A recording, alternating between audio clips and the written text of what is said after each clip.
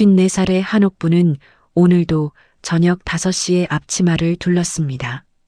20년째 같은 시간, 같은 부엌, 같은 자리였죠. 아파트 3층 베란다 너머로 노을이 지고 있었고 찌개 냄비에서 올라오는 김이 좁은 부엌을 가득 채웠습니다. 옥분의 손은 거칠었습니다. 설거지와 빨래와 장보기가 새긴 주름들이 손가락 마디마디에 새겨져 있었죠. 하지만 그 손은 빠르고 능숙했습니다. 칼질도 불 조절도 그릇 배치도 몸이 먼저 기억하는 사람의 움직임이었습니다. 그날따라 아들 강도윤이 평소보다 일찍 들어왔습니다. 현관문이 열리는 소리가 났고 옥부는 뒤도 돌아보지 않은 채 밥 다 됐다 하고 말하려다 멈췄습니다. 발소리가 2개였기 때문이죠. 도윤의 것, 그리고 조금 더 가볍고 조심스러운 또 하나의 발소리. 옥분이 천천히 고개를 돌렸습니다. 거실 입구에 여자가 서 있었습니다. 27쯤 되어 보이는 단정하게 차려입은 여자였죠. 코트는 베이지색이었고 깃이 반듯하게 세워져 있었습니다. 손목에는 작은 금속 시계가 빛났고 들고 온 가방은 로고가 은은하게 박힌 가죽 제품이었습니다. 머리카락은 단정하게 내려져 있었고 화장은 과하지 않았습니다. 첫눈에 흠잡을 것이 없는 사람이었죠. 체리아가 입을 열었습니다. 어머니, 처음 뵙겠습니다. 체리아라고 해요. 옥부는 웃었습니다. 입이 먼저였고 눈은 그보다 조금 늦게 따라왔습니다. 어서 와요. 들어와요. 목소리는 다정했고 앞치마를 벗는 손은 자연스러웠습니다. 겉으로는 아무것도 내비치지 않는 법을 오랫동안 배워온 사람의 태도였죠. 저녁 식탁은 순조로웠습니다. 체리아는 젓가락을 올바르게 쥐었고 어른보다 먼저 수저를 들지 않았습니다.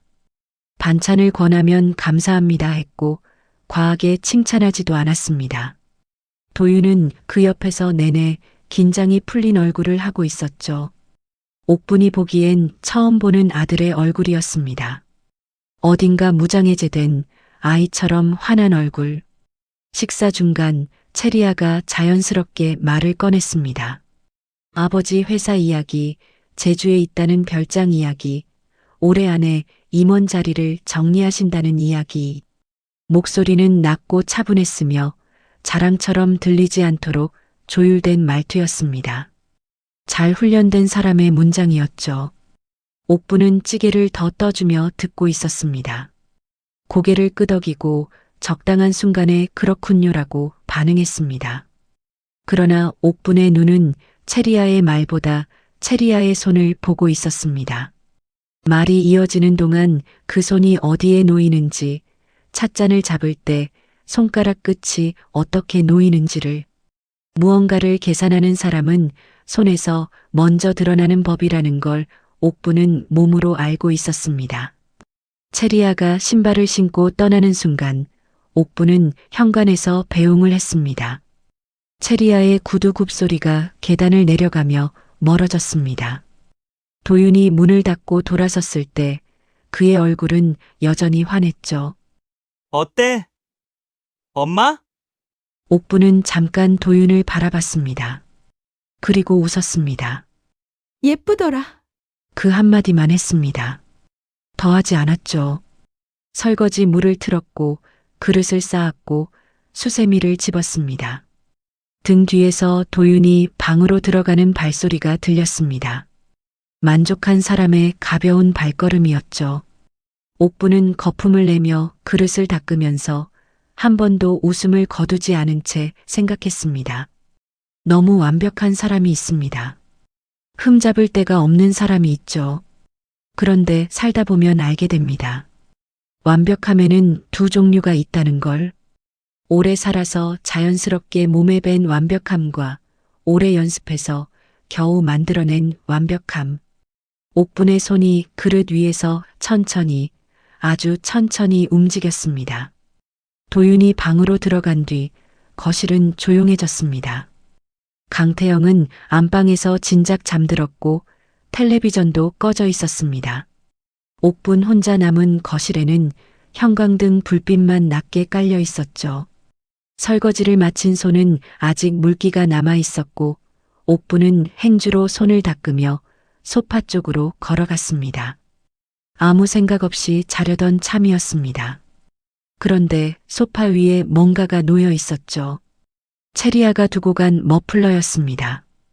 베이지색 코트와 어울리는 짙은 카멜색 머플러였죠. 접혀있는 모양새가 단정했습니다. 일부러 놓고 간 건지 입고 간 건지 알 수 없었습니다. 옥부는 머플러를 집어들었습니다. 손 안에서 느껴지는 촉감이 묵직했습니다. 얇아 보이지만 밀도가 높은 천이었죠. 손목을 스치는 느낌이 부드럽고 따뜻했습니다. 값싼 물건에서는 나지 않는 감촉이었습니다. 옥부는 안쪽 라벨을 확인했습니다. 작은 글씨로 브랜드 이름이 적혀 있었고 원산지와 소재가 표기되어 있었습니다. 진품이었습니다. 모조품과 진품의 차이를 구분하는 법을 옥분이 배운 건 오래전 일이 아니었습니다. 백화점 매장에서 일하는 친구 윤봉이에게 들은 이야기들이 몇 가지 머릿속에 남아 있었죠. 라벨의 박음질 방식, 천의 밀도, 로고의 위치. 이 머플러는 그 기준에서 어긋나는 것이 하나도 없었습니다. 그런데 머플러를 한 번 더 펼치자 안쪽 주머니에서 작은 종이 한 장이 삐져나왔습니다. 영수증이었습니다. 반쯤 접혀 있었고 가장자리가 살짝 구겨져 있었습니다. 옥부는 그것을 펼쳤습니다. 가게 이름, 결제 금액, 날짜, 그리고 카드 명의자의 이름. 짧은 순간이었습니다. 그러나 옥분의 눈이 그 이름 위에서 멈췄습니다. 체리아가 아니었습니다. 전혀 다른 이름이었고 또래 여자의 이름이었습니다. 옥분은 영수증을 다시 접었습니다. 천천히 접혔던 자국 그대로 머플러 안쪽 주머니에 다시 밀어 넣었습니다. 소파 위에 원래 있던 자리에 내려놓았죠. 아무 일도 없었다는 듯이 손이 흔들리지 않았습니다. 표정도 바뀌지 않았습니다. 오랫동안 감정을 겉으로 내보내지 않는 연습을 해온 사람의 고요함이었습니다. 냉장고 모터 소리가 들렸습니다. 집안에 다른 소리는 없었습니다. 자정이 넘은 시각의 아파트는 그렇게 조용했죠. 옥부는 불을 끄지 않은 채 소파에 앉았습니다. 머플러를 바라보았습니다. 꽤 오랫동안 그렇게 있었습니다. 빌린 물건을 자기 것처럼 들고 나타나는 사람이 있습니다. 그게 나쁜 건지 아닌지를 옥부는 쉽게 판단하지 않았습니다. 살면서 그런 경우를 본 적이 없지 않았으니까요. 형편이 어려워서, 부끄러워서, 혹은 단 한 번만이라도 다르게 보이고 싶어서 이유는 다양할 수 있었습니다. 그러나 문제는 물건이 아니었습니다. 빌린 머플러를 두고 간 사람이 오늘 저녁 내내 자신의 집을 이야기했다는 것이었습니다. 별장을, 아버지를, 회사를. 한 번도 목소리를 높이지 않고 한 번도 눈빛을 흔들리지 않으면서 옥부는 그 자리에서 일어섰습니다. 안방으로 걸어가다가 한 번 멈췄습니다. 뒤를 돌아보지는 않았습니다. 그냥 멈췄다가 다시 걸었습니다. 불은 그대로 켜두었습니다. 끄는 것을 잊은 건지 일부러 남겨둔 건지 옥분 본인도 그 순간엔 몰랐을 겁니다. 아침이 왔습니다. 서울의 11월 아침은 일찍 어두웠고 늦게 밝아왔습니다. 옥분이 눈을 떴을 때 창밖은 아직 회색이었죠. 남편 강태영은 이미 일어나 화장실에 들어간 뒤였고 안방 문 너머로 물 흐르는 소리가 들렸습니다. 옥부는 이불을 걷고 천천히 일어났습니다. 무릎이 차가웠습니다. 찬 바닥을 딛는 발바닥에 서늘함이 올라왔죠. 겨울이 가까워졌다는 신호였습니다. 옥부는 두꺼운 양말을 꺼내 신고 부엌으로 걸어갔습니다. 냉장고를 열었습니다. 어젯밤 남은 찌개가 냄비째 들어 있었고 반찬통들이 정렬되어 있었습니다. 옥부는 가스불을 켜고 찌개를 올렸습니다. 밥솥에서 보온된 밥 냄새가 올라왔습니다. 부엌은 좁았지만 모든 것이 제자리에 있었고 옥분의 손은 생각보다 먼저 움직였습니다. 계란 2개를 꺼내 프라이팬에 올리고 김치를 꺼내 접시에 담고 멸치볶음을 덜었습니다. 아침을 차리는 일은 오래전부터 몸이 기억하는 의식이었습니다. 도윤이 방에서 나온 것은 찌개가 한번 끓어오를 무렵이었습니다. 머리를 정리하지 않은 채로 나와서 냉장고에서 물을 꺼내 마셨습니다. 옥부는 밥을 푸면서 아들의 뒷모습을 봤습니다. 어젯밤보다 가벼워진 걸음이었습니다. 무언가를 얻은 사람의 발걸음이었죠. 도윤이 식탁에 앉으면서 자연스럽게 입을 열었습니다. 어젯밤 이야기를 이어가듯 특별히 꺼내는 말이 아닌 것처럼. 엄마, 리아 아버지가 나 회사에 자리 만들어 주신다고 했어. 옥분의 손이 잠깐 멈췄습니다. 밥 푸는 동작이 아주 짧게 끊겼다가 다시 이어졌습니다. 그 사이는 채 1초도 되지 않았죠. 도윤은 눈치채지 못했습니다. 옥부는 밥그릇을 내려놓으며 그래 하고 짧게 대답했습니다. 더 묻지 않았습니다. 더 반응하지도 않았습니다. 찌개를 떠서 그릇에 담는 동안 옥분의 눈은 아들의 얼굴을 보고 있었습니다. 도윤의 얼굴은 밝았습니다. 자신이 하는 말이 좋은 소식이라는 걸 의심하지 않는 얼굴이었죠.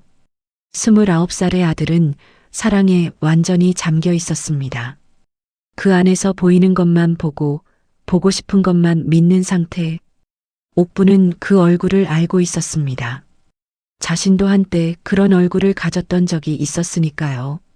그때 옥분의 시선이 아들의 손목으로 갔습니다. 낯선 것이 있었습니다. 시계였습니다. 어제까지 없던 시계였죠. 가죽 스트랩에 무광 케이스. 화려하지 않았지만 단번에 값이 짐작되는 디자인이었습니다. 옥부는 시선을 거두지 않은 채 물었습니다. 그거 새로 샀어?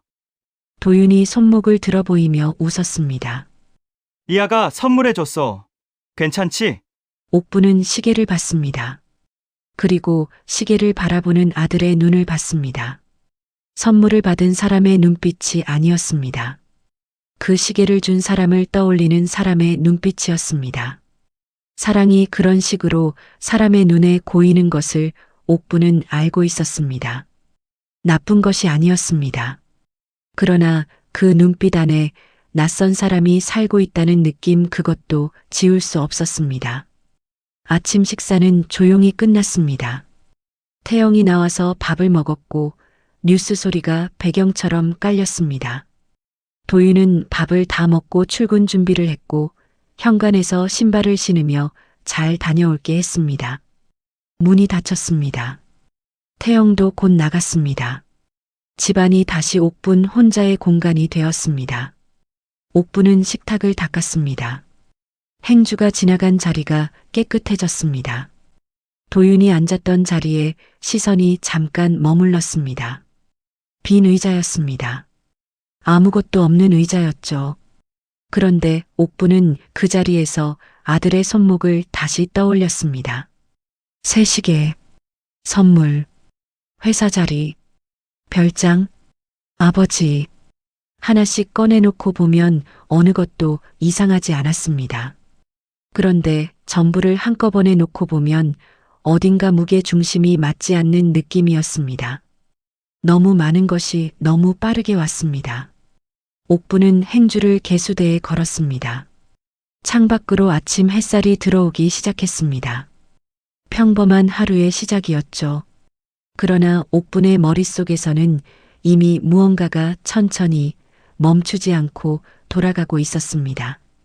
오후 2시에 동네 카페는 한산했습니다. 점심 손님이 빠져나간 자리에 햇살만 길게 누워 있었죠. 창가 자리 2개에 옥분과 윤봉이가 마주 앉았습니다. 윤봉이는 옥분보다 2살 위였고 같은 아파트 단지에서 15년째 살고 있는 사이였습니다. 백화점 매장 일을 오래 했고 말이 빠르고 눈치가 빨랐습니다. 오래된 친구끼리만 갖는 그 편안함으로 두 사람은 마주 앉았습니다. 봉이가 아메리카노를 홀짝이며 먼저 말을 꺼냈습니다. 어제 드라마 이야기, 아랫집 새로 이사 온 젊은 부부 이야기, 요즘 장바구니 물가 이야기가 차례로 나왔습니다. 옥부는 들으면서 고개를 끄덕였고 적당한 순간에 웃었습니다. 그러나 옥분의 시선은 창밖으로 자주 나갔습니다. 지나가는 사람들이 있었고 낙엽이 굴러가고 있었습니다. 봉이는 그것을 알아챘지만 먼저 묻지 않았습니다. 오래된 친구는 기다릴 줄 아는 법이니까요. 옥분이 커피를 한 모금 마시고 나서 입을 열었습니다. 아무렇지 않은 말투로 화제를 바꾸듯 자연스럽게 야, 우리 도윤이 여자친구가 꽤 괜찮은 집딸이래. 봉이의 눈이 커졌습니다. 어머, 진짜? 어떤 집? 기대가 섞인 목소리였죠. 옥부는 체리아 이야기를 꺼냈습니다. 별장, 아버지 회사, 임원 자리 이야기를. 봉이는 들으면서 와하고 짧게 감탄했습니다. 그러나 옥분이 말을 이어가는 방식이 조금 이상하다는 걸 봉이는 느꼈습니다. 자랑하는 사람의 목소리가 아니었습니다. 무언가를 확인하려는 사람의 목소리였죠. 봉이가 컵을 내려놓으며 말했습니다. 요즘 그런 애들 많아. SNS 보면 다 부자야, 다. 옥부는 그렇지 하고 받았습니다. 봉이가 계속했습니다. 명품 가방 렌탈 서비스, 하루짜리 호텔 숙박 후, 사진 찍기, 프리랜서 스타일리스트에게 코디를 맡기는 젊은 여성들 이야기가 이어졌습니다. 백화점에서 일하면서 직접 본 경우도 있다고 했죠. 카드는 남의 것, 가방은 빌린 것, 이름만 자기 것인 사람들. 옥부는 듣는 동안 커피잔을 두 손으로 감쌌습니다. 따뜻한 온기가 손바닥에 전해졌습니다. 창밖으로 바람이 지나가는 것이 보였고 카페 안에는 조용한 음악이 흘렀습니다. 옥부는 봉이의 말을 다 듣고 나서 잠깐 침묵했다가 물었습니다. 여전히 아무렇지 않은 목소리로 그럼 그런 애들 어떻게 알아볼 수 있어? 봉이가 눈을 가늘게 뜨며 옥분을 봤습니다. 잠깐이었습니다. 그 잠깐 안에 두 사람 사이에 무언가가 지나갔습니다. 봉이는 천천히 말했습니다. 이야기가 길어졌습니다. 카드 명의가 다르다는 것, 상황에 맞지 않게 과한 물건을 가지고 있다는 것, 집안 이야기를 구체적으로 물으면 순간적으로 눈빛이 흔들린다는 것, 백화점에서 일하며 쌓인 경험에서 나온 이야기들이었습니다. 옥부는 그 이야기를 들으면서 고개를 끄덕였습니다. 그러나 내내 무표정했습니다. 봉이가 말을 마쳤을 때 옥부는 그렇구나 하고 짧게 말했습니다. 그리고 커피를 마저 마셨죠. 화제는 다시 드라마로 넘어갔고 두 사람은 평범하게 웃으며 이야기를 나눴습니다. 카페를 나설 때 봉이가 물었습니다. 도윤이 여자친구 한번 봐야겠다. 언제 같이 밥이나 먹자. 옥부는 그러자 했습니다. 집으로 돌아오는 길 옥부는 혼자 걸었습니다. 바람이 코끝을 스쳤습니다. 낙엽 냄새와 차가운 공기가 섞여 있었죠. 옥부는 걸으면서 생각했습니다. 카드 명의가 다른 영수증, 머플러 안쪽 주머니에서 나온 낯선 이름, 그리고 봉이의 말. 세 가지가 조용히 겹쳐졌습니다. 소리 없이 그러나 단단하게. 밤이 깊었습니다. 강태영은 10시가 채 되기 전에 잠들었고 도윤의 방에서는 불빛이 새어나오다가 어느 순간 꺼졌습니다. 집안이 완전히 조용해진 것은 11시가 조금 넘은 시각이었습니다. 옥부는 불을 끄고 누웠다가 다시 일어났습니다. 잠이 오지 않았습니다. 눈을 감으면 머릿속이 오히려 또렷해지는 밤이었죠. 그런 밤이 가끔 있었습니다. 몸은 피곤한데 생각이 멈추지 않는 밤. 옥부는 안방 문을 소리나지 않게 열고 거실로 나왔습니다. 불은 켜지 않았습니다. 창밖에서 들어오는 가로등 불빛만으로도 익숙한 거실은 충분히 보였습니다. 소파에 앉아 잠깐 어둠 속에 있었습니다.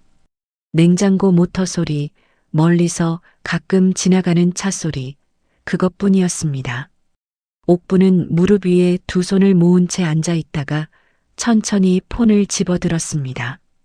처음엔 그냥 시간을 봤습니다. 11시 17분이었습니다. 그리고 화면을 끄려다 끄지 않았습니다. 검색창을 열었습니다. 체리아. 두 글자를 입력했습니다. 흔하지 않은 이름이었습니다. 검색 결과는 많지 않았습니다. SNS 계정 하나가 나왔습니다. 프로필 사진은 뒷모습이었고 계정은 비공개였습니다. 팔로워 숫자는 제법 됐습니다. 팔로잉도 비슷했죠. 숫자만 보면 평범한 20대 여성의 계정이었습니다. 옥부는 게시물 목록을 눌렀습니다. 잠긴 자물쇠 아이콘이 화면 가운데 있었습니다. 비공개 계정, 팔로우 신청을 하지 않는 이상 들여다볼 수 없었습니다. 옥부는 신청하지 않았습니다. 그 대신 화면을 위아래로 천천히 스크롤했습니다. 프로필 아래쪽에 아주 오래된 게시물 하나가 공개 상태로 남아 있었습니다. 설정을 바꾸기 전 아마도 계정을 비공개로 전환하기 이전에 올린 게시물이었을 겁니다. 사진이었습니다. 교복을 입은 여학생이 옥상에 서 있었습니다. 뒷모습이 아닌 정면 사진이었고 카메라를 보지 않고 어딘가 먼 곳을 바라보고 있었습니다. 배경은 낡은 다세대 주택 옥상이었습니다. 빨랫줄이 보였고 물탱크가 보였습니다. 하늘은 흐렸습니다. 사진 속 여학생의 교복 소매가 조금 달아 있었습니다. 사진은 선명하지 않았지만 그 눈만은 선명했습니다. 지금의 체리아와 똑같은 눈이었습니다. 해시태그가 달려 있었습니다. 옥부는 그것을 천천히 읽었습니다. 해시태그 열심히 살자, 해시태그 꼭 올라가고야 말겠어. 다른 말은 없었습니다. 사진 설명도 날짜를 짐작할 멘트도 없었습니다. 그냥 그 두 개의 해시태그만 달린 사진이었죠. 5년도 더 된 게시물이었습니다. 옥부는 폰 화면을 오래 들여다봤습니다. 가로등 불빛이 창을 통해 거실 바닥에 길게 뻗어 있었습니다. 어둠 속에서 폰 화면만 밝았죠. 옥분의 얼굴에 그 빛이 올라왔습니다. 표정은 읽기 어려웠습니다. 굳어 있는 것도 아니었고 풀려 있는 것도 아니었습니다. 무언가를 오래 바라보는 사람의 얼굴이었습니다. 분노가 먼저였습니다. 아들을 속이고 있다는 것, 처음부터 각본이 있었다는 것. 그 생각이 가슴 안쪽을 조였습니다. 그러나 그 뒤에서 다른 감정이 올라왔습니다. 교복 소매가 다른 여학생, 흐린 하늘 아래 먼 곳을 바라보던 눈, 꼭 올라가고야 말겠다고 혼자 다짐했던 그 밤. 그 마음이 어떤 것인지를 옥부는 알고 있었습니다. 살면서 한 번도 그런 마음을 가져보지 않은 사람은 없었으니까요. 옥부는 폰 화면을 껐습니다. 어둠이 다시 왔습니다. 소파에 등을 기댔습니다. 천장을 봤습니다. 아무것도 없는 천장이었지만 옥분의 눈은 그곳에 오래 머물렀습니다. 분노와 연민이 같은 자리에 앉아 있었습니다. 어느 쪽이 더 큰지 그 밤엔 알 수 없었습니다. 주말 저녁이었습니다. 강태영이 일찍 퇴근한 날이었고 옥부는 오후부터 부엌에 서 있었습니다. 된장찌개를 끓이고 잡채를 볶고 생선을 구웠습니다. 특별한 날이 아니었는데도 상이 평소보다 풍성했습니다. 옥분 스스로도 이유를 설명하기 어려웠습니다. 그냥 손이 많이 갔습니다. 무언가를 준비하는 사람의 손처럼 멈추지 않고 움직였습니다. 도윤이 들어온 것은 6시가 조금 넘은 시각이었습니다. 현관에서 신발을 벗는 소리가 났고 코트를 거는 소리가 났습니다. 혼자였습니다. 오늘은 체리아가 없었죠. 셋이 식탁에 앉았습니다.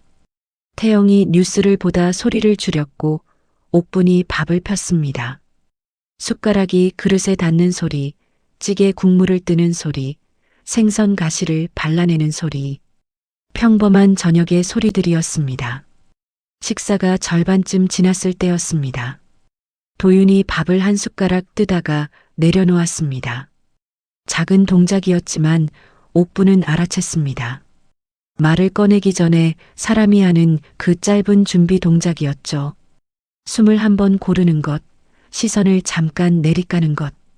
도윤의 목소리가 평소보다 조금 낮았습니다. 엄마, 아빠, 결혼 이야기 나왔어. 식탁 위의 공기가 달라졌습니다.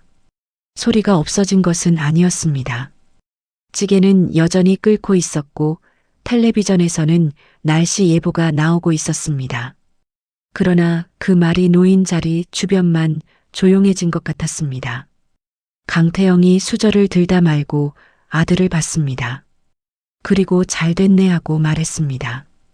짧고 묻어난 대답이었죠. 태영다운 반응이었습니다. 그는 다시 생선을 발랐습니다.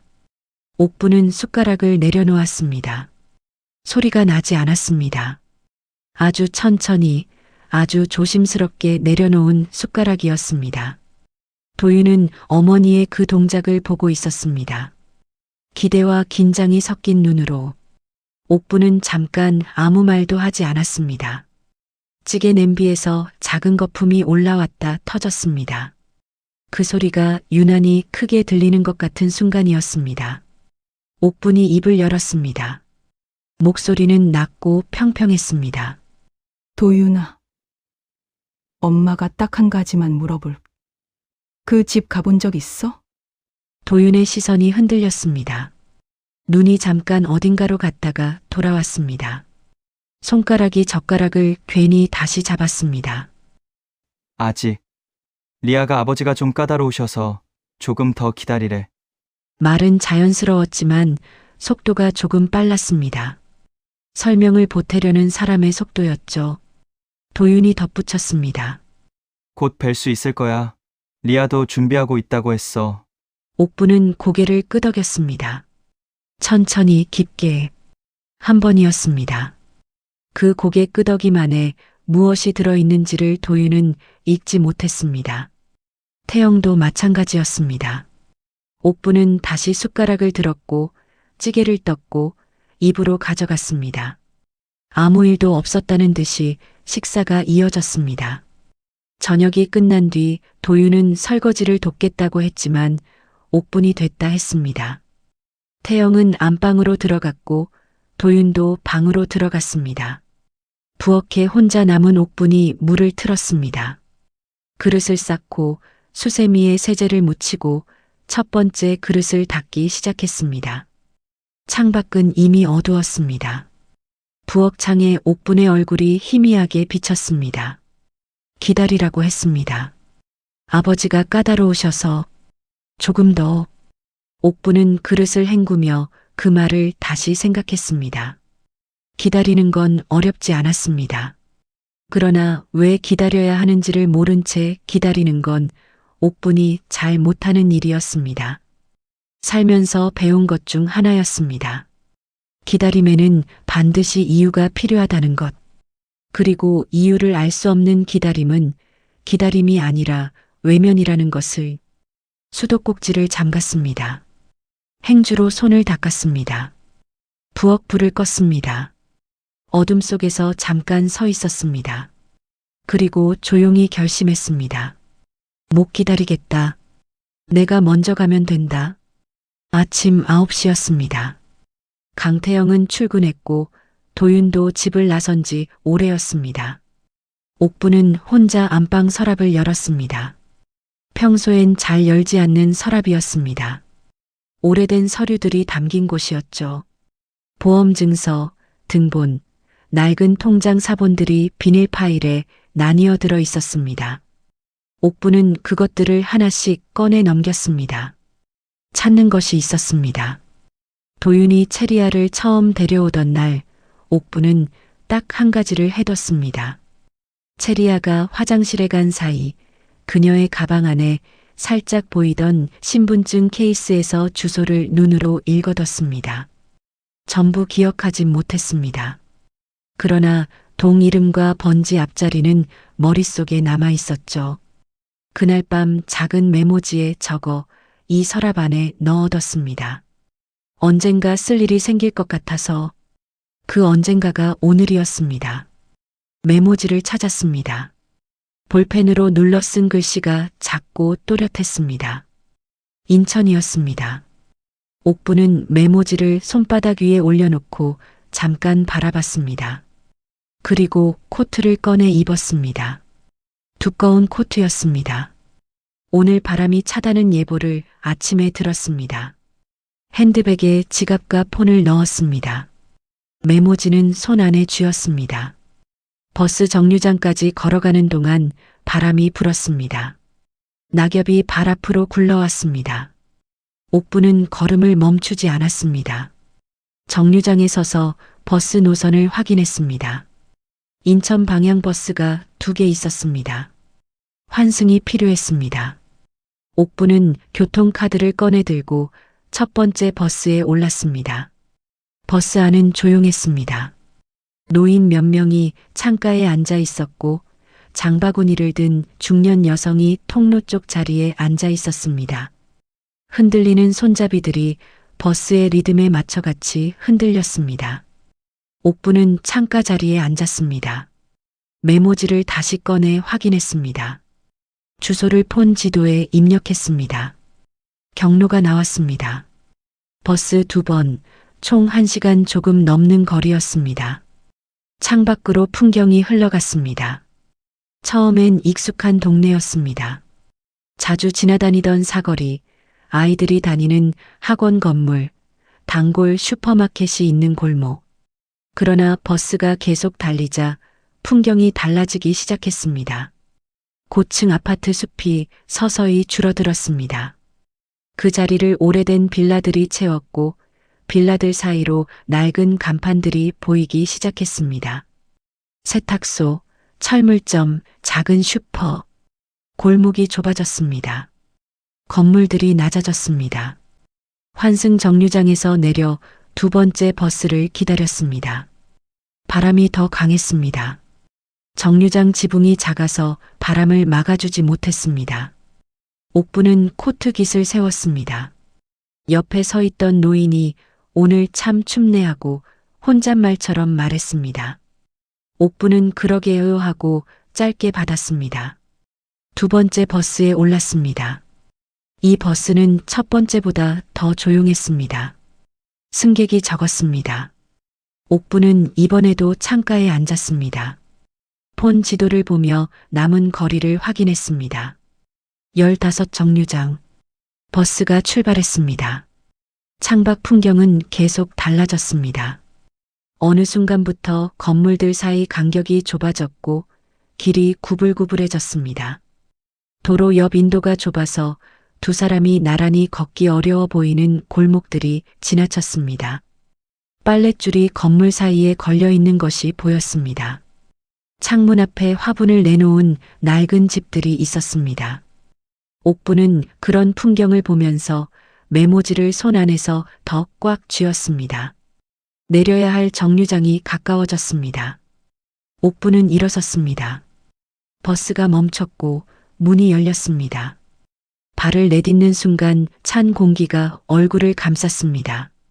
지도를 다시 봤습니다. 여기서 걸어서 5분이었습니다. 옥부는 걷기 시작했습니다. 골목 안으로, 더 안으로. 골목은 생각보다 깊었습니다. 지도 위에서 5분이라고 표시된 거리가 실제로는 더 길게 느껴졌습니다. 길이 좁아질수록 발소리가 선명해졌습니다. 옥분의 구두굽이 바닥에 닿을 때마다 작은 소리가 났고 그 소리가 골목벽에 튕겨 돌아왔습니다. 바람은 골목 안으로 들어올수록 잦아들었습니다. 대신 낡은 냄새가 있었습니다. 오래된 벽과 습기와 세월이 섞인 냄새였습니다. 낯설지 않은 냄새였습니다. 옥분이 어릴 때 살던 동네에도 그런 냄새가 있었습니다. 빨랫줄이 머리 위로 지나갔습니다. 수건 2장과 내복 1벌이 걸려 있었습니다. 바람이 없는데도 천끝이 미세하게 흔들렸습니다. 옥분은 그것을 올려다보다가 시선을 내렸습니다. 지도를 확인했습니다. 거의 다 왔습니다. 골목 끝에서 왼쪽으로 꺾으면 된다고 나와 있었습니다. 옥분은 천천히 걸었습니다. 서두르지 않았습니다. 오히려 발걸음이 조금 느려졌습니다. 도착이 가까워질수록 마음 한쪽이 무거워지는 것을 느꼈습니다. 무엇을 보게 될지 알 수 없어서가 아니었습니다. 무엇을 보게 될지 짐작이 되어서였습니다. 왼쪽으로 꺾었습니다. 건물들이 더 낮아졌습니다. 지상에서 반쯤 내려간 반지하 창문들이 눈에 들어왔습니다. 창문마다 작은 화분이 놓인 곳도 있었고 커튼이 쳐진 곳도 있었습니다. 어느 창문에서는 라디오 소리가 흘러나왔습니다. 오래된 노래였습니다. 누군가의 오후가 그 안에 있었습니다. 주소를 다시 확인했습니다. 건물 번호를 찾았습니다.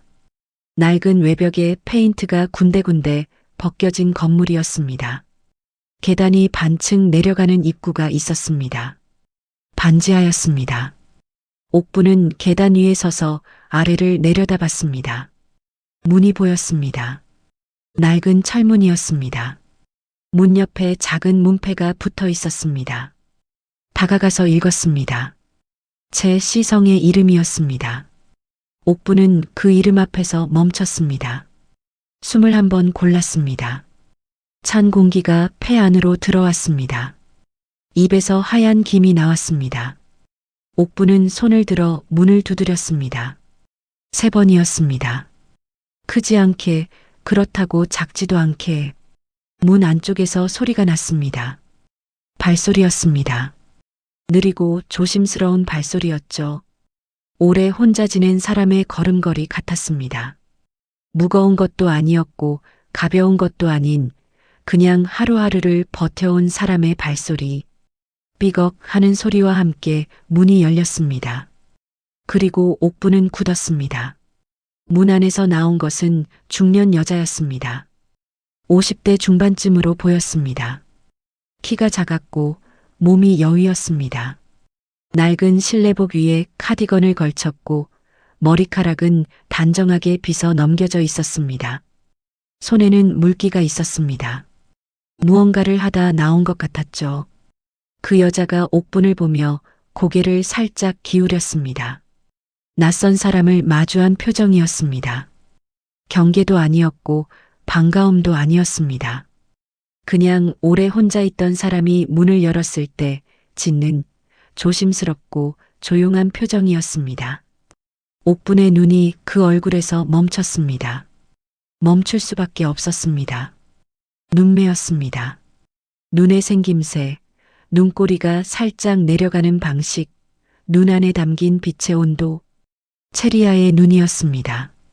조금 더 피로하고 조금 더 여위였지만 의심할 수 없는 눈이었습니다. 같은 피에서 온 사람의 눈이었습니다. 옥분의 목이 조여들었습니다. 말이 바로 나오지 않았습니다.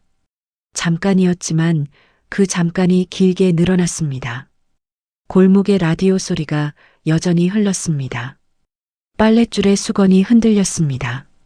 세상은 아무렇지 않게 돌아가고 있었습니다. 옥분은 겨우 입을 열었습니다. 혹시 체리아 씨 어머니세요? 여자의 얼굴이 달라졌습니다. 순간이었습니다. 눈가에 무언가가 차올랐습니다. 기쁨인지 슬픔인지 구분할 수 없는 것이었습니다.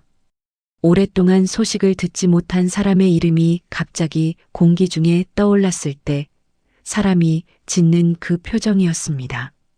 여자의 입술이 떨렸습니다. 그리고 목소리가 나왔습니다. 낮고 떨리는 목소리였습니다. 우리 리아가 잘 지내고 있나요? 옥분은 대답하지 못했습니다. 대답할 수가 없었습니다. 체리아는 이 사람이 세상에 없다고 했습니다. 돌아가셨다고 했습니다. 그런데 지금 눈앞에 서 있는 이 사람은 딸의 소식을 묻고 있었습니다. 딸이 잘 지내는지를, 살아있는 사람만이 할 수 있는 그 질문을. 최정순이 문을 열어드렸습니다. 옥부는 계단을 내려가 문턱을 넘었습니다. 반지하 방은 좁았습니다. 옥분의 거실 절반도 되지 않는 공간이었죠. 그러나 어지럽지 않았습니다. 오히려 지나칠 만큼 정돈되어 있었습니다. 작은 밥상이 한쪽에 접혀 있었고 이불은 반듯하게 개어 구석에 쌓여 있었습니다. 창문은 지면 가까이에 나 있었고 그 창으로 들어오는 빛은 비스듬하고 희었습니다. 오후 햇살이었지만 반지하까지 온전히 내려오지는 못했습니다. 방 안은 낮보다 어두웠습니다. 옥분의 눈이 벽으로 갔습니다. 그리고 멈췄습니다. 벽 한 면에 사진들이 붙어 있었습니다. 테이프로 고정된 사진들이었고 크기도 제각각이었습니다. 인화한 것도 있었고 프린터로 뽑은 것도 있었습니다. 그러나 모두 같은 사람이 찍혀 있었습니다. 체리아였습니다. 어릴 때부터 고등학교 때까지의 사진들이었죠. 유치원 운동회 사진, 초등학교 졸업식 사진, 교복을 입고 웃는 사진. 사진 속 체리아는 매번 달랐지만 웃음만은 달라지지 않았습니다. 눈을 찡그리며 웃는 방식이 어릴 때부터 똑같았습니다. 최정순이 플라스틱 의자를 꺼내 놓았습니다. 앉으라는 손짓이었죠. 옥부는 앉았습니다. 등을 곧게 폈습니다. 최정수는 작은 전기주전자를 켰습니다. 손이 느렸습니다. 서두르지 않는 것이 아니라 오래 혼자 살아서 빠를 이유가 없어진 사람의 손놀림이었습니다. 물이 끓는 소리가 작게 났습니다. 최정순이 종이컵 2개를 꺼냈습니다. 티백을 넣고 물을 부었습니다. 옥분 앞에 1개를 내밀었습니다. 리아를 어떻게 아세요? 옥부는 종이컵을 2 손으로 감쌌습니다. 따뜻했습니다. 잠깐 망설였습니다. 그리고 말했습니다. 제 아들 여자친구예요. 최정순의 손이 멈췄습니다. 종이컵을 입으로 가져가던 손이 공중에서 멈췄습니다. 그녀의 눈이 옥분에게로 왔습니다. 무언가를 확인하려는 눈이었죠. 천천히 그리고 조용히 다시 앉았습니다. 종이컵을 무릎 위에 내려놓았습니다. 잠깐의 침묵이 흘렀습니다. 방 안의 공기가 가만히 있었습니다. 리아가 사귀는 사람이 생겼군요. 그 말에는 여러 겹이 있었습니다. 기쁨도 있었고 서운함도 있었고 오랫동안 소식을 듣지 못한 사람이 뒤늦게 그 소식을 전해 들었을 때의 그 묘한 감각도 있었습니다. 최정수는 그것을 드러내지 않으려 했지만 목소리가 먼저 흔들렸습니다. 오래 참아온 사람의 목소리가 흔들리는 방식이었습니다. 최정순이 말을 이어갔습니다. 천천히 끊어가며 리아가 고등학교 3학년 때의 일이었습니다. 어느 날 저녁 밥을 먹다가 말했다고 했습니다. 꼭 성공해서 돌아오겠다고, 엄마 고생 그만 시키겠다고. 그 말이 마지막이었습니다. 며칠 뒤 짐을 챙겨 나갔고 처음엔 가끔 연락이 왔습니다. 잘 지내고 있다고, 걱정하지 말라고. 그러다 연락이 줄었습니다. 줄다가 끊겼습니다. 언제부터 완전히 끊겼는지는 최정순도 정확히 기억하지 못했습니다. 서서히였기 때문이었죠. 서서히 줄어드는 것은 끊기는 날을 알 수 없습니다. 이따금 돈이 들어온다고 했습니다. 이름 없는 계좌에서 금액이 일정하지 않았습니다. 어떤 달은 많았고 어떤 달은 없었습니다. 최정수는 그것이 리아라는 걸 알았습니다. 다른 사람일 수 없었으니까요. 전화를 걸어봤습니다. 받지 않았습니다. 문자를 보냈습니다. 답이 없었습니다. 찾아가려 해도 주소를 몰랐습니다. 옥부는 듣는 동안 종이컵을 내려놓지 않았습니다. 2 손 안에 쥐고 있었습니다. 식어가는 온기가 손바닥에서 느껴졌습니다. 벽의 사진들이 눈에 들어왔습니다. 운동회에서 달리기를 하는 어린 체리야, 졸업식에서 꽃다발을 들고 웃는 체리야. 그 사진들을 오려내고 인화하고 벽에 붙인 사람이 지금 옥분 앞에 앉아 있었습니다. 딸이 없는 세월 동안 딸의 사진을 떼지 않은 채로 옥분은 일어서며 말했습니다. 목소리가 조금 갈라졌지만 끝까지 말했습니다. 제가 연락해 볼게요.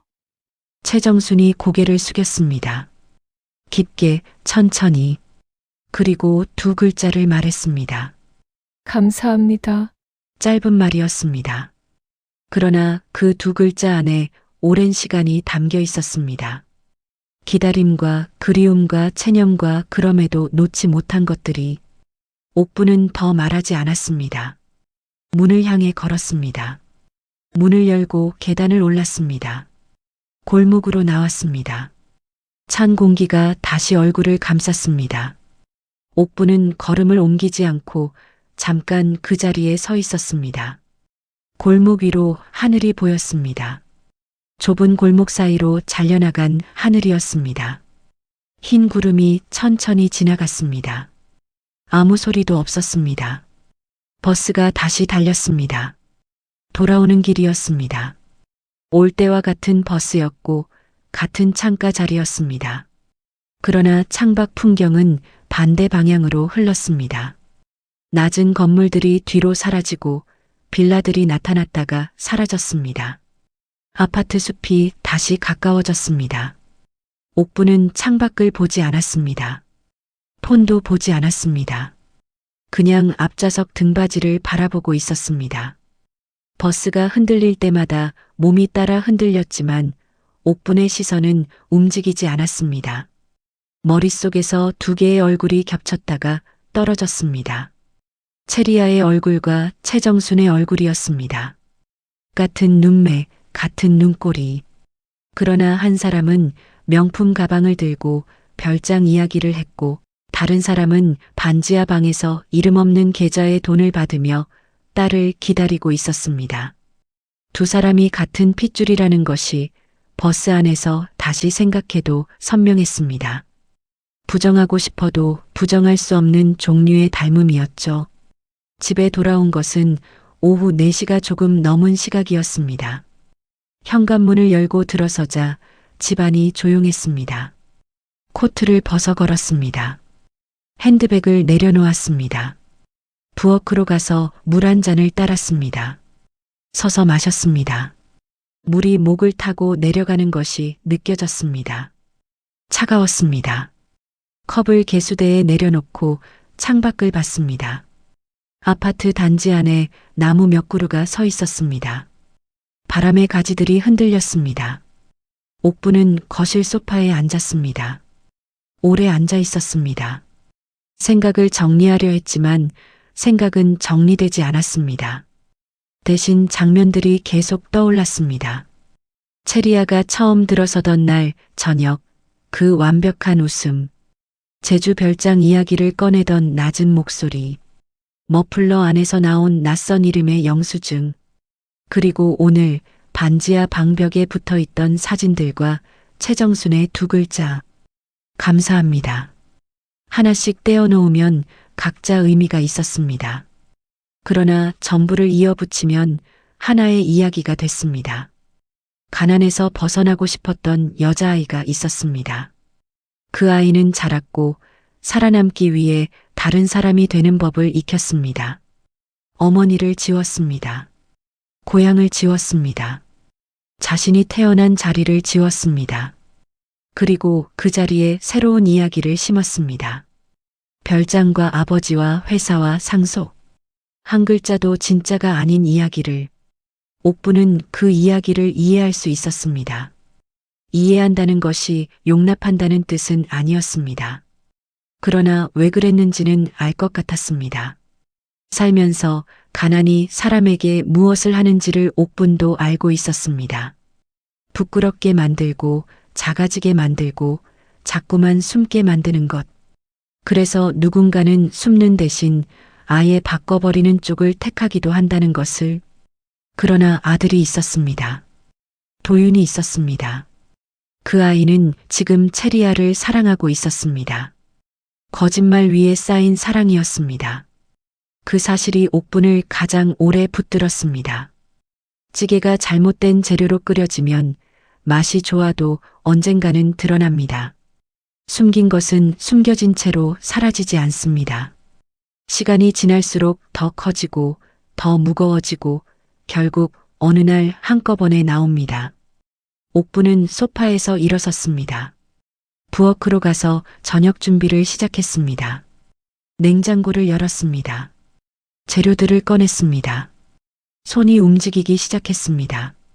생각은 여전히 멈추지 않았지만 손은 할 일을 알고 있었습니다. 칼이 도마 위에서 움직였습니다. 규칙적인 소리가 부엌을 채웠습니다. 도윤에게 말해야 한다는 것을 알고 있었습니다. 언제, 어떻게 말해야 하는지는 아직 몰랐습니다. 그러나 말하지 않고 넘길 수는 없었습니다. 아들의 인생이 걸린 일이었으니까요. 칼질이 잠깐 멈췄습니다. 옥부는 창밖을 봤습니다. 어두워지고 있었습니다. 저녁이 오고 있었습니다. 이틀이 지났습니다. 옥부는 그 이틀 동안 아무것도 바꾸지 않았습니다. 밥을 차렸고 설거지를 했고 장을 봤습니다. 도윤이 퇴근에 들어오면 밥을 펐고 태영이 뉴스를 보는 동안 옆에 앉아 있었습니다. 겉으로는 달라진 것이 없었습니다. 그러나 옥분의 안쪽에서는 이틀 내내 무언가가 천천히 자리를 잡아가고 있었습니다. 서두르지 않았습니다.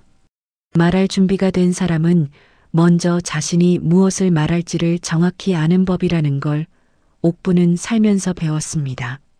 사흘째 되는 날 아침이었습니다. 도윤이 출근하고 태영도 나간 뒤 옥부는 폰을 들었습니다. 체리아의 번호로 문자를 보냈습니다. 짧은 문자였습니다. 시간 되면 잠깐 볼 수 있겠냐고 둘이서만. 답장은 생각보다 빨리 왔습니다. 오후 2시 괜찮다고. 장소는 어디가 좋겠냐고. 옥분이 동네 카페 이름을 보냈습니다. 알겠다는 답이 왔습니다. 오후 2시 10분 전에 옥분이 먼저 도착했습니다. 창가 자리를 골랐습니다. 햇살이 비스듬히 들어오는 자리였습니다. 메뉴는 시키지 않았습니다. 그냥 앉아서 기다렸습니다. 카페 안에는 손님이 몇 명 있었습니다. 노트북을 펼친 젊은 남자 2명이 소곤소곤 이야기를 나누는 여자들, 혼자 창밖을 보며 커피를 마시는 노인. 조용한 오후였습니다. 음악이 낮게 흘렀고 커피 내리는 소리가 간간히 났습니다. 체리아가 들어온 것은 2시 정각이었습니다. 시간을 지키는 사람이었습니다. 코트를 입었고 가방을 들었고 머리카락은 단정했습니다. 카페 안으로 들어서며 옥분을 찾는 눈빛이 잠깐 있었습니다. 그리고 창가 자리에 옥분과 눈이 마주쳤습니다. 체리아의 얼굴에 무언가가 스쳤습니다. 아주 짧은 순간이었습니다. 경계였습니다. 감추려 했지만 감춰지지 않는 종류의 경계였죠. 그것을 옥분은 놓치지 않았습니다. 체리아가 맞은편에 앉았습니다. 가방을 내려놓았습니다. 메뉴판을 집었다가 내려놓았습니다. 아직 아무것도 시키지 않은 테이블 위에 두 사람의 손이 각자의 자리에 놓여 있었습니다. 침묵이 흘렀습니다. 먼저 말해야 하는 쪽이 누구인지를 두 사람 다 알고 있었습니다. 체리아가 입을 열려는 순간이었습니다. 인사를 하려던 것 같았습니다. 그러나 옥분이 먼저였습니다. 조용했습니다. 소리를 높이지 않았습니다. 그러나 또렷했습니다. 한 글자도 흘리지 않는 목소리였습니다. 인천 다녀왔어. 체리아의 얼굴에서 빛이 빠졌습니다. 천천히가 아니었습니다. 한순간에 빠져나갔습니다. 손이 테이블 위에서 미세하게 움직였습니다. 커피잔이 없는데도 잡으려는 것처럼 손가락이 오므려졌다가 펴졌습니다. 눈이 잠깐 창밖으로 갔습니다. 차들이 지나갔습니다. 사람들이 지나갔습니다. 세상은 아무것도 모른 채 흘러가고 있었습니다. 체리아가 낮게 말했습니다. 목소리를 관리하려 했지만 완전히 되지 않았습니다. 무슨 말씀이세요? 옥부는 체리아의 눈을 봤습니다. 피하지 않았습니다. 그리고 말했습니다. 어머니, 잘 계시더라. 너 많이 보고 싶어 하시던데. 그 말이 테이블 위에 놓였습니다. 소리 없이 그러나 무겁게 체리아는 아무 말도 하지 않았습니다. 할 수 없었습니다. 준비된 말이 없었습니다. 이 상황을 대비한 각본이 없었습니다. 처음으로 각본 밖에 서 있었습니다. 창밖으로 햇살이 들어와 테이블 위에 길게 누웠습니다. 카페 안의 음악이 여전히 흘렀습니다. 두 사람은 그 안에서 오래 침묵했습니다. 말이 없는 자리에서 모든 것이 말해지고 있었습니다. 침묵이 길었습니다. 카페 안의 음악은 계속 흘렀고 옆 테이블에서 누군가 웃는 소리가 났습니다. 세상은 여전히 아무렇지 않았습니다. 그러나 창가 자리에 두 사람 사이에는 소리 없는 무게가 쌓여 있었습니다. 체리아는 시선을 창밖에 고정한 채 움직이지 않았습니다. 턱선이 조금 긴장되어 있었고 입술이 가볍게 다물려 있었습니다. 무언가를 버티고 있는 사람의 얼굴이었습니다. 흔들리지 않으려는 사람이 흔들리기 직전의 얼굴이었죠. 옥부는 말을 더하지 않았습니다. 기다렸습니다. 재촉하지 않았습니다. 오래 살면서 배운 것 중 하나였습니다. 사람이 무너지는 데는 시간이 필요하다는 것. 그리고 그 시간을 빼앗으면 사람은 도리어 더 단단하게 다쳐버린다는 것을. 옥부는 두 손을 무릎 위에 모은 채 조용히 앉아 있었습니다. 창으로 들어오는 햇살이 테이블 위에서 조금씩 기울고 있었습니다. 시간이 가고 있었습니다. 체리아의 눈에 무언가가 차오르기 시작한 것은 그로부터 얼마 지나지 않아서였습니다. 막으려 했습니다. 눈을 가늘게 뜨는 방식으로, 입술을 한 번 더 다무는 방식으로. 그러나 소용없었습니다. 이번 눈물은 계산된 것이 아니었습니다. 준비된 것이 아니었습니다. 그냥 새어나오는 것이었습니다. 막을 수 없는 곳에서 오는 것이었죠. 체리아의 눈에서 눈물이 흘렀습니다. 소리는 없었습니다. 닿지도 않았습니다. 그냥 흘렀습니다. 잠깐의 침묵이 더 지난 뒤 체리아가 입을 열었습니다. 목소리가 갈라졌습니다.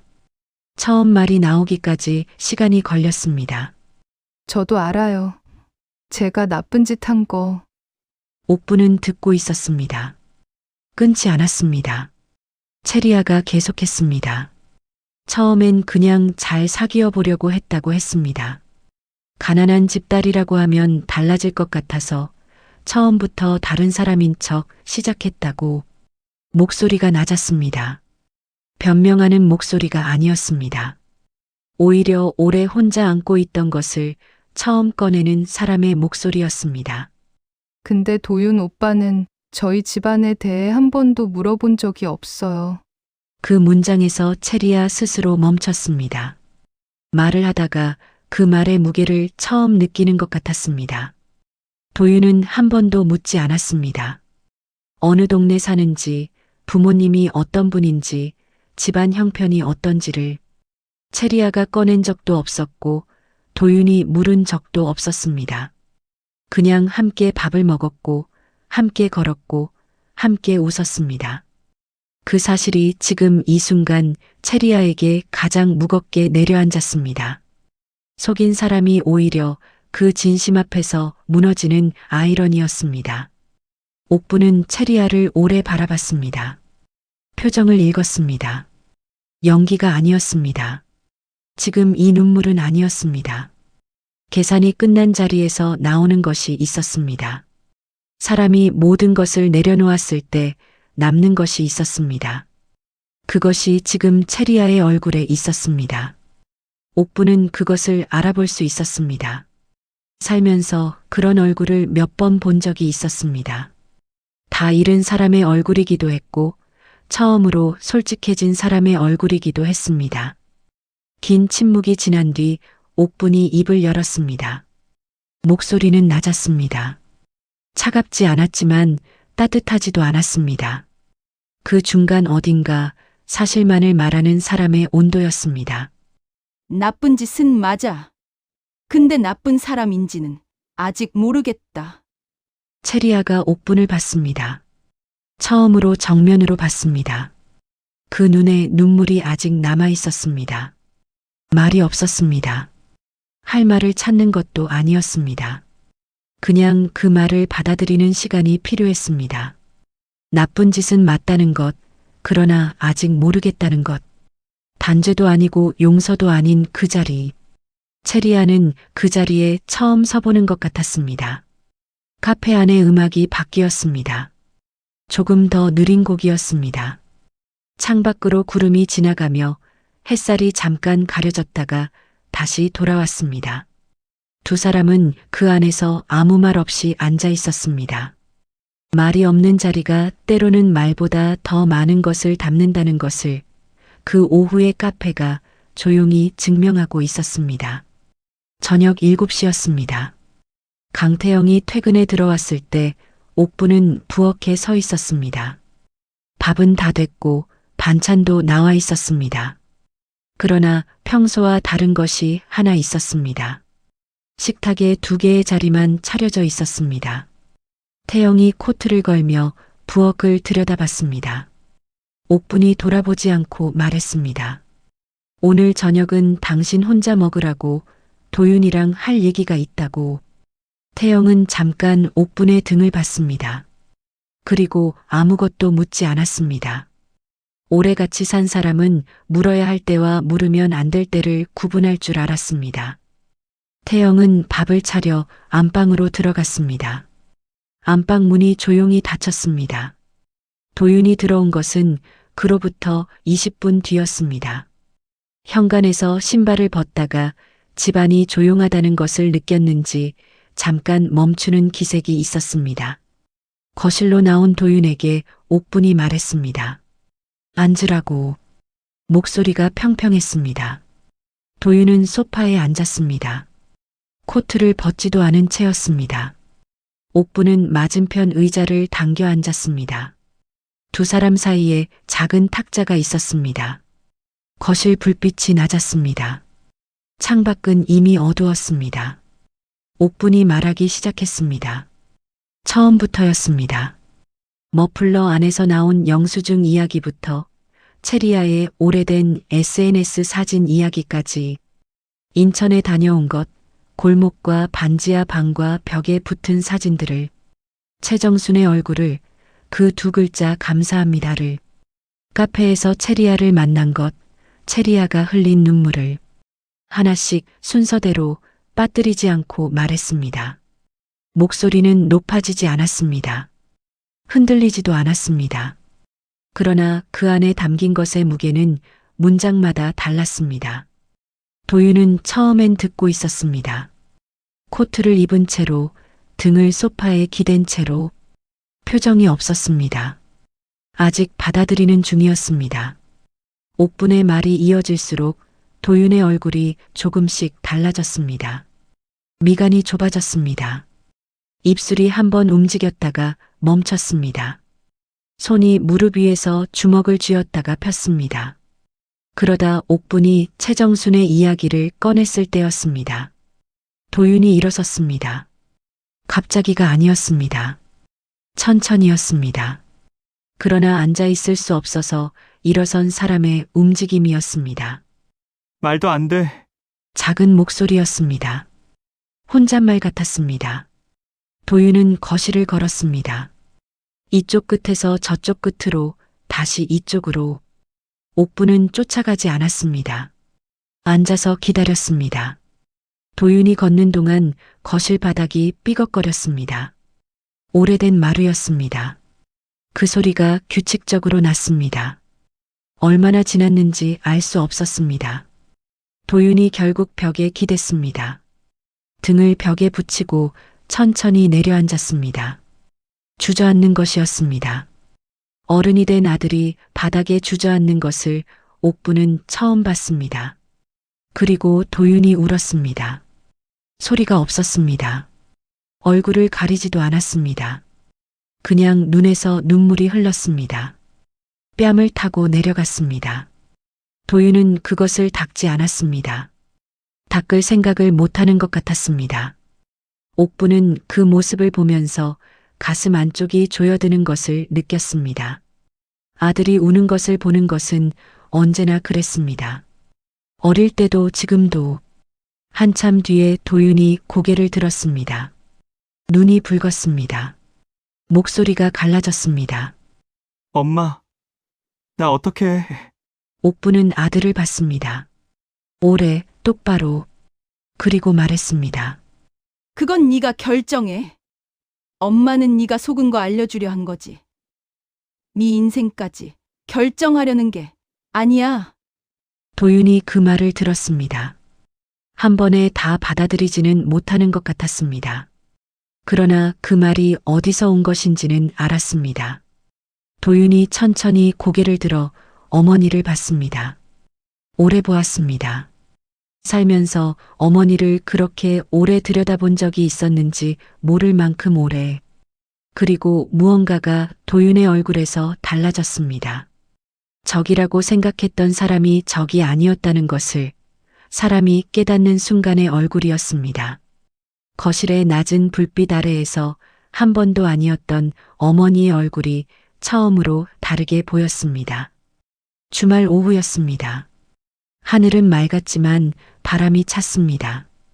도윤이 체리아에게 연락한 것은 그 주 목요일이었습니다.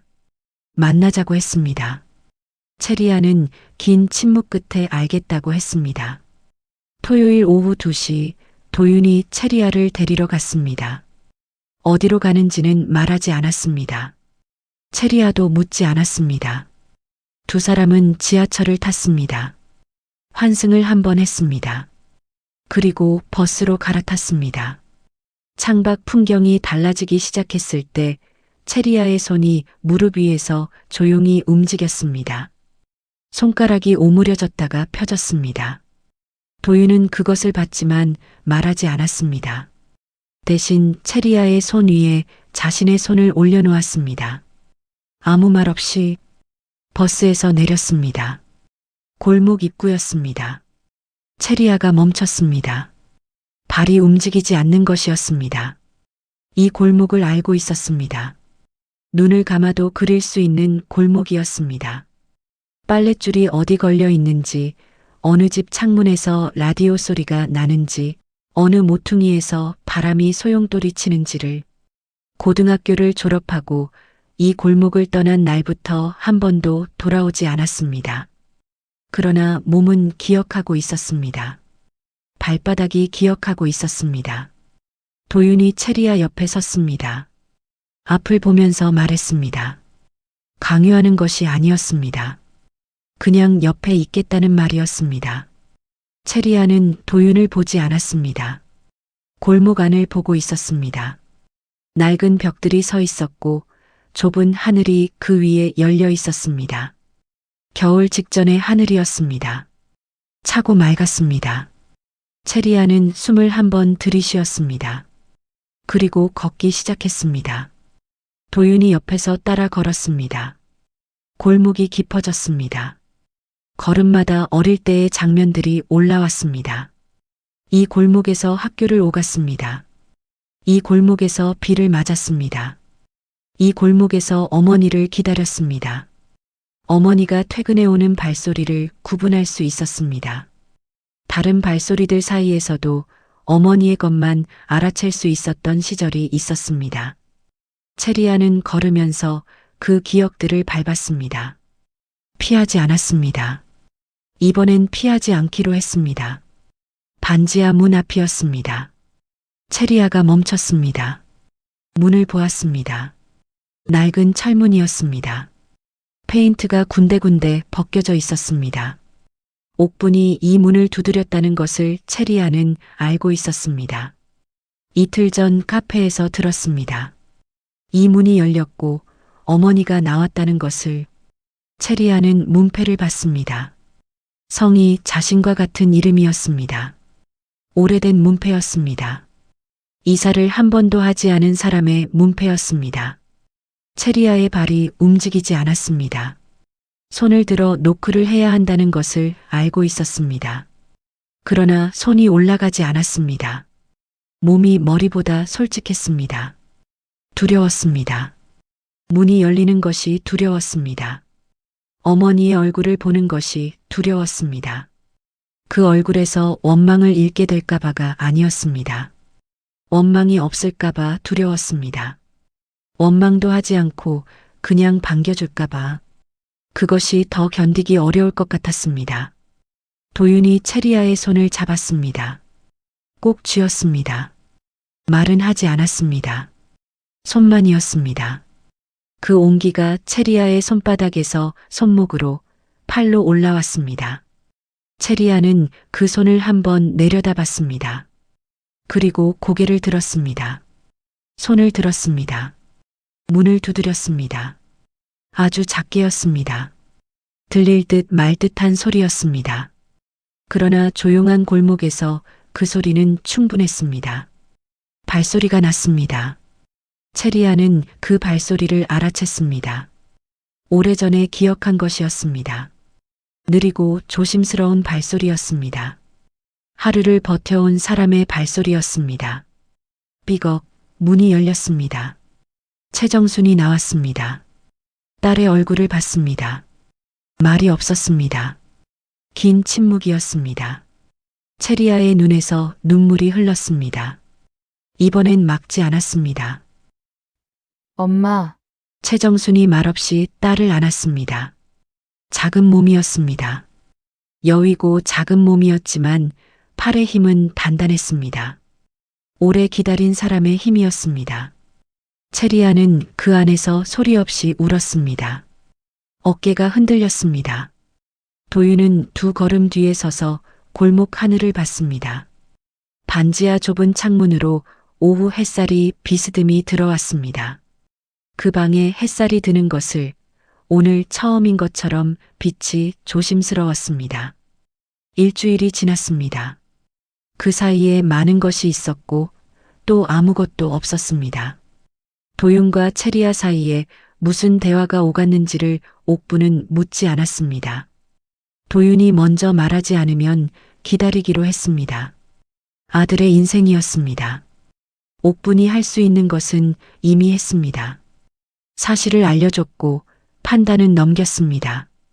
그 이상을 붙드는 것은 옥분의 몫이 아니었습니다. 그것을 아는데 오래 걸렸지만 이제는 알고 있었습니다. 토요일 저녁이었습니다. 옥분이 부엌에 서 있었습니다. 된장찌개를 올렸고 제육볶음을 했고 시금치나물을 무쳤습니다. 특별한 날이 아니었습니다. 그냥 저녁이었습니다. 태영이 거실에서 텔레비전을 보고 있었고 뉴스 소리가 배경처럼 깔렸습니다. 부엌에는 찌개 끓는 소리와 기름 두른 프라이팬 소리가 섞였습니다. 익숙한 저녁의 소리들이었습니다. 옥부는 그 소리들 안에서 손을 움직였습니다. 현관벨이 울린 것은 6시가 조금 넘은 시각이었습니다. 태영이 일어나려 하자 옥분이 먼저 부엌에서 나왔습니다. 문을 열었습니다. 도윤이 서 있었습니다. 그리고 옆에 체리아가 있었습니다. 체리아의 손에는 뭔가가 들려 있었습니다. 작은 봉투였습니다. 과일이 든 것 같았습니다. 가방은 낡은 크로스백이었습니다. 저번에 들고 왔던 가죽 가방이 아니었습니다. 로고도 없었고 특별할 것도 없었습니다. 그냥 오래 쓴 사람의 가방이었습니다. 체리아가 옥분과 눈을 마주쳤습니다. 먼저 고개를 숙였습니다. 인사였습니다. 말이 없었습니다. 말을 찾는 것도 아니었습니다. 그냥 고개를 숙였습니다. 옥분은 그것을 받았습니다. 받고 나서 말했습니다. 들어오라고. 목소리가 짧았습니다. 그러나 문을 더 열었습니다. 넓게. 넷이 식탁에 앉았습니다. 태영이 리모컨을 소파에 내려놓고 왔습니다. 자리를 잡으며 체리아에게 왔어? 하고 말했습니다.